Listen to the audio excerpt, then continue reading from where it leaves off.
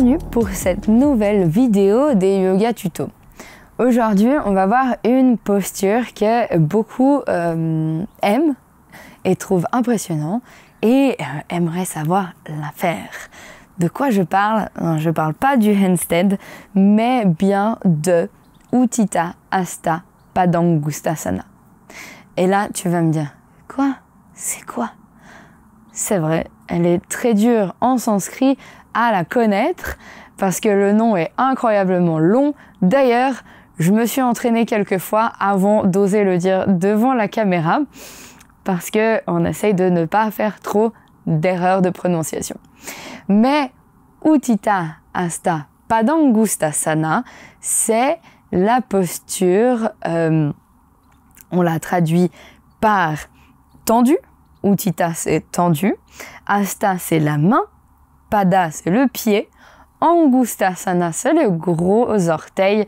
Et asana, c'est la posture. Donc, grosso modo, le gros orteil tendu. Si tu vois toujours pas de quoi je veux parler et que tu n'as pas vu la posture en miniature sur la photo, c'est bel et bien notre fameuse posture du gros orteil. Hop, la pression, il faut le faire. Le gros orteil tendu dans la main. Voilà. Pour faire cette posture, c'est une posture de niveau intermédiaire, c'est sûr, mais il existe quelques petits tricks pour s'entraîner, pour la modifier et surtout pour la faire en toute sécurité. Je vais d'abord commencer à te parler des points positifs, des bienfaits de cette pratique.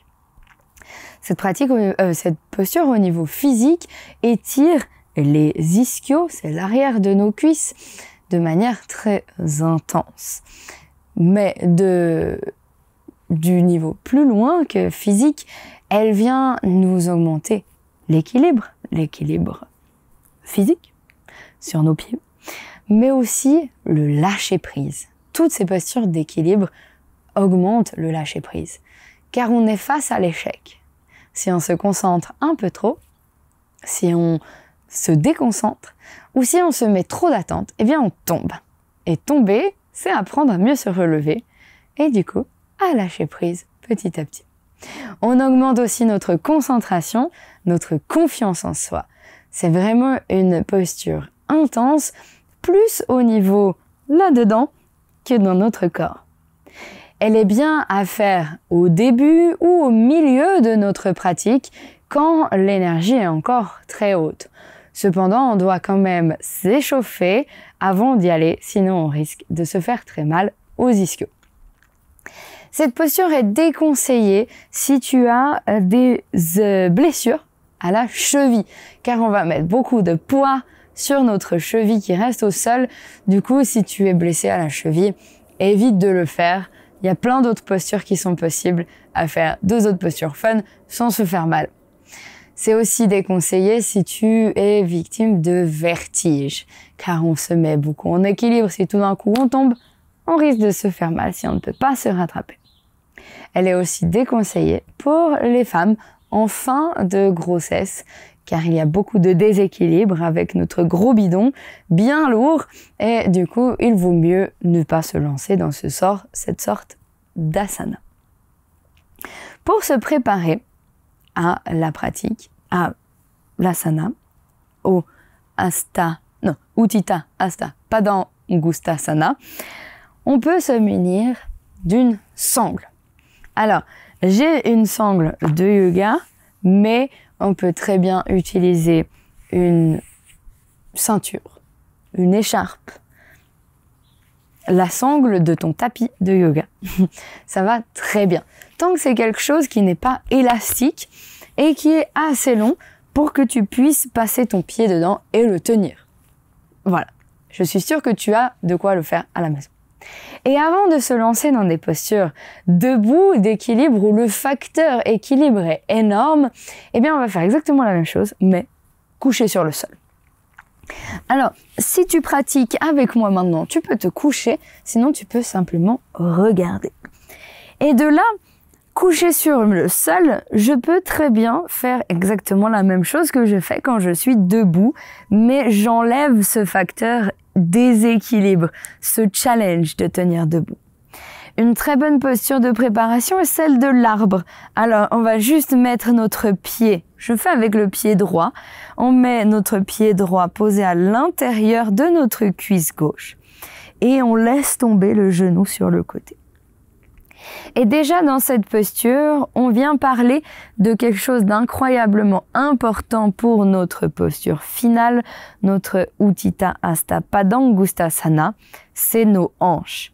Si tu pratiques avec moi, tu peux mettre tes mains sur les hanches et tu vois tout de suite si tes hanches sont pas vraiment complètement ouvertes ou si tu arrives à avoir tes hanches à niveau et ton genou droit posé sur le sol.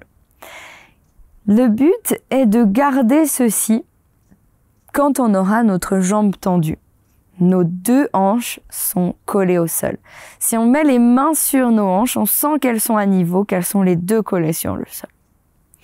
Et notre jambe gauche, la jambe qui là est au sol, elle n'est pas oubliée. On la laisse pas complètement pendre sur le côté, les pieds se partent sur la gauche.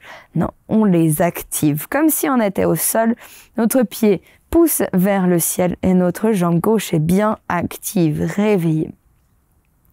Depuis là, on va pouvoir attraper notre sangle. Et l'idée est de venir la passer dans notre pied droit, sous notre voûte plantaire, et on vient tenir avec notre main droite la sangle. Notre main gauche vient se poser sur notre jambe gauche et presse dans le sol. Et depuis là, on va ouvrir notre jambe droite. Et dès le moment où tu vois que ta jambe gauche part avec, c'est que tu dois remonter. Et on va essayer de travailler justement sur cette ouverture de hanche. Peut-être que tu as déjà la jambe sur le sol ou presque, c'est très bien. Mais si c'est pas le cas, tu dois travailler là-dessus. Et ta posture finale ressemblera plutôt à ceci qu'à ceci. Mais ça marche aussi très bien. L'idée est de ne pas laisser cette hanche se soulever. Alors continue de presser avec ta main gauche dans le sol. Petit à petit, ta jambe droite s'ouvre sur le côté. Elle peut rester pliée ou peut-être qu'elle vient gentiment se tendre.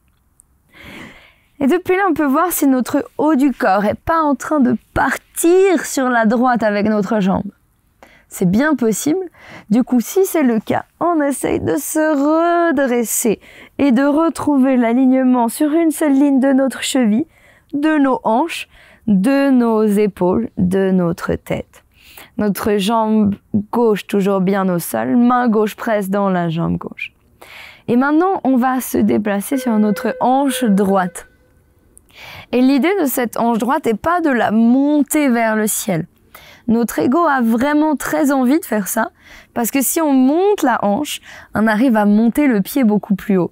Regarde, si je monte ma hanche, hop, j'arrive effectivement à monter mon pied presque à côté de ma tête. Sauf que si je garde ma hanche droite à même niveau de la hanche gauche, alignée, cela devient mon maximum. Donc mon ego a très envie de déhancher pour pouvoir monter, mais ce n'est pas le but de la pratique, de la posture. Le but de la posture est de garder les hanches au même niveau et de vraiment travailler sur cet étirement des ischios.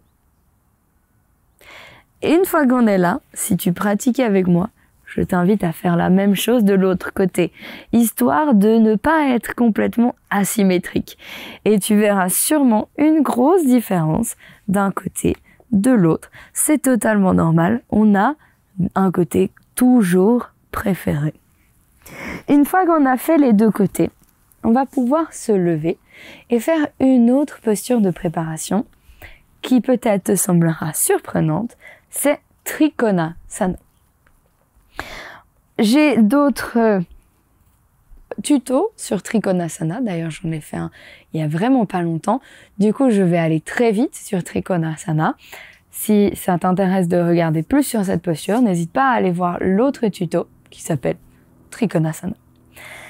Notre pied gauche on va faire comme ça. Notre pied gauche est ouvert à 45 degrés, notre pied droit regarde le bout du tapis et on va venir se pencher en avant. Et on va avec notre main droite venir chercher notre cheville droite. Et ici, si on attrape notre cheville, eh bien on est presque dans la même posture, un tout petit peu bougé.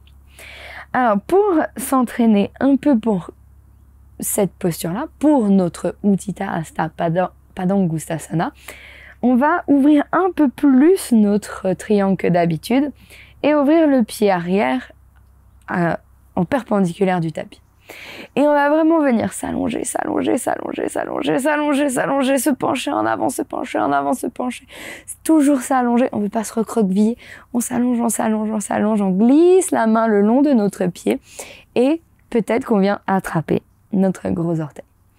Et vu que c'est de l'échauffement pour notre posture de tout à l'heure, ça n'est pas vraiment très grave si notre posture de Trikonasana n'est pas parfaite, si nos épaules regardent un peu en direction du sol, si on est un peu moins aligné que d'habitude. Mais l'idée ici est d'étirer nos ischios, de les réveiller et de déjà travailler dans un sens qui ressemble à cette posture. Bien sûr, si tu l'as fait avec moi, n'hésite pas à faire l'autre côté, car c'est toujours très important d'être symétrique. Puis on remonte. Et on va passer à notre forme finale. La forme finale, on part de Tadasana. Et je monterai avec la bande après. On part de Tadasana. Et on va rester sur cette jambe droite, comme ça, j'aurai fait tout le temps le même côté. Mais n'oublie pas de travailler aussi la gauche. Puis on va déplacer notre poids du corps sur la gauche pour pouvoir soulever jambe droite. Et on va passer un instant en posture de l'arbre. On peut contrôler nos hanches. On peut regarder que notre genou s'ouvre. Puis on va attraper notre gros orteil. Et depuis là, pour la stabilité, on vient mettre la main gauche sur la hanche gauche. On veut pousser notre jambe sur le côté, puis venir la tendre. Peut-être qu'au début, notre posture ressemblera à ça. Et c'est très bien. Petit à petit, on peut la travailler comme ça. Et petit à petit, notre jambe se tendra tout doucement. On repense à nos hanches à niveau. On ne veut pas déhancher pour pouvoir monter notre jambe le plus possible. Si je remonte, si je déhanche, je peux monter beaucoup plus haut. Cependant, c'est pas le but de l'asana. Le but est d'avoir nos hanches à niveau et de sentir cet étirement au niveau des ischios. Si on veut se compliquer un peu plus la tâche, on peut tourner notre tête sur la gauche et regarder en direction de cette gauche. Puis gentiment, on relâche. On peut très bien faire quelque chose d'un peu plus élégant, mais l'essentiel est de redescendre en toute sécurité. Et j'aime beaucoup aussi venir secouer les jambes quand on redescend, car on apporte beaucoup de tension sur nos fléchisseurs de hanches ici. Ça fait toujours du bien de shaker tout ça. Je vais profiter de montrer sur le côté gauche les adaptations pour la rendre plus facile. Comme ça, j'équilibre mes deux côtés. Nos adaptations, eh bien, c'est la sangle. La sangle est notre amie dans ce genre de posture. On va venir simplement la passer sous notre pied. Et cela va nous permettre de contrer cette souplesse qui nous manque pour pouvoir tendre la jambe. Mais on fait exactement la même chose. Main sur hanche, on ouvre la jambe de l'autre côté. Et peut-être que notre posture, pour le moment, ressemble à ça. Et ça va très bien. Et peut-être que petit à petit, on arrive à monter sur notre sangle. Et remonter de plus en plus. Pour un jour, peut-être, venir à nouveau accrocher notre gros orteil et trouver notre posture de l'autre côté. On n'oublie pas de shaker les jambes quand on redescend. Et cette posture peut s'inclure dans toutes les pratiques, que ce soit de yoga vinyasa ou d'autres yogas. Elle est très sympathique à faire. Elle est incroyable pour, comme je l'ai dit au début de la vidéo, pour notre confiance en soi, pour notre concentration, pour notre équilibre et pour notre lâcher prise. Et si les postures d'équilibre sont vraiment dures pour toi, n'hésite pas à prendre tout petit par tout petit, d'aller tout doucement, de commencer par la posture de l'arbre, qui est déjà quelque chose d'incroyable. Et peut-être que ta posture de l'arbre ressemble plutôt à ça pour le moment. Et d'ailleurs, ça va très bien.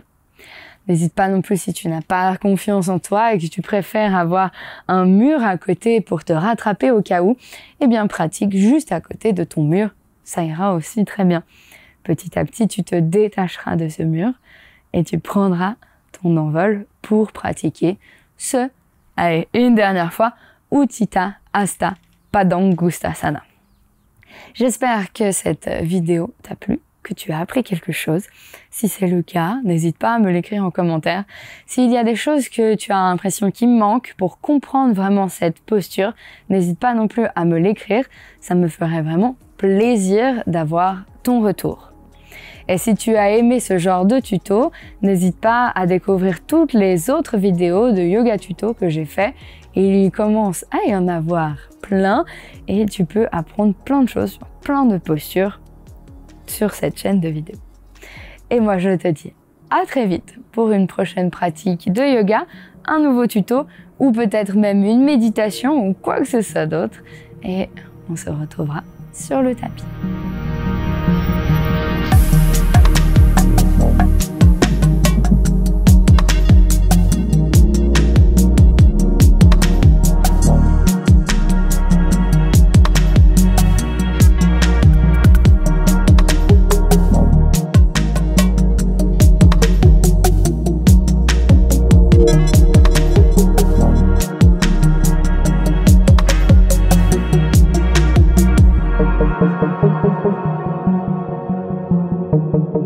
Thank you.